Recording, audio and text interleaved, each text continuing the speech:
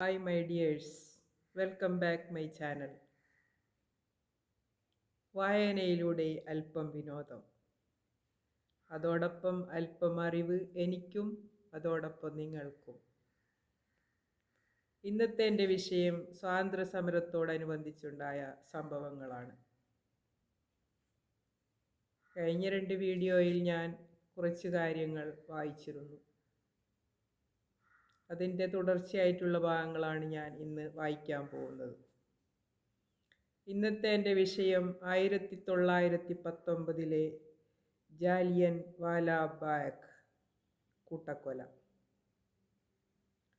Indian സ്വാതന്ത്ര്യ സമര ചരിത്രത്തിലെ ഏറ്റവും രക്തരൂഷിതമായ സംഭവമാണ് 1919 ഏപ്രിൽ 13 ജാലിയൻ വാലാബാഗ് കൂട്ടക്കൊല. പഞ്ചാബിലെ മിലിറ്ററി കമാൻഡറായിരുന്ന ബ്രിഗേഡിയർ ജനറൽ റെജിനാൾഡ് എച്ച് ഡയറാണ് ഈ കൂട്ടക്കൊലയ്ക്ക് ഉത്തരവ് നൽകിയത്.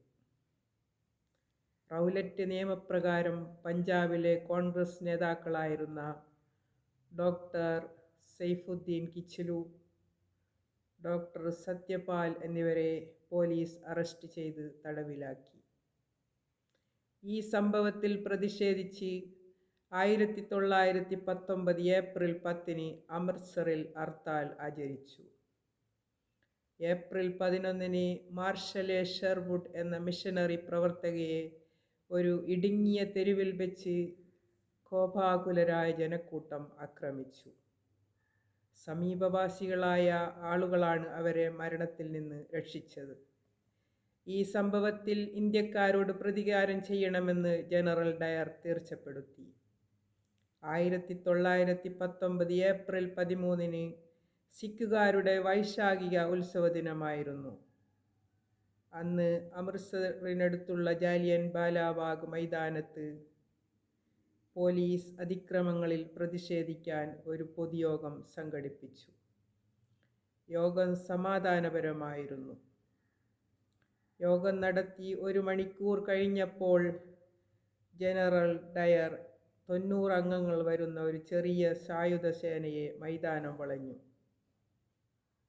മൈതാനം മതിലുകളാൽ ചുറ്റപ്പെട്ടതാണ്. മൈതാനത്തിലേക്കുള്ള വാതിലുകൾ തീരെ ഇടുങ്ങിയതും യോഗം പിരിഞ്ഞു പോകാൻ മുന്നറിയിപ്പ് നൽകാതെയാണ് ഡയർ വെടിവയ്പ്പിന് ഉത്തരവിട്ടത്. വെടിക്കോപ്പുകൾ തീരുന്നതുവരെ വെടിവയ്ക്കാൻ ഭടന്മാർക്ക് ഉത്തരവ് നൽകി. 1650 തവണയാണ് പട്ടാളക്കാർ ജനക്കൂട്ടത്തിന് നേരെ വെടിവെച്ചത്. സംഭവത്തിന് ശേഷം ഒഴിഞ്ഞുകിടന്ന തിരകളുടെ പൊതികളിൽ നിന്നാണ് ഈ കണക്ക് ലഭിച്ചത്.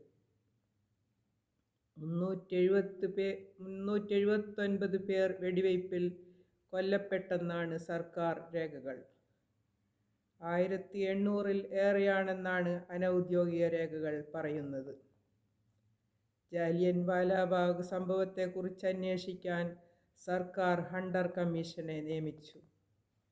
സ്കോട്ട്ലൻഡിലെ സോളിസിറ്റർ ജനറലായിരുന്ന വില്യം ഹണ്ടർ പ്രഭുവിൻ്റെ നേതൃത്വത്തിലായിരുന്നു ഈ കമ്മീഷൻ പ്രവർത്തിച്ചത്.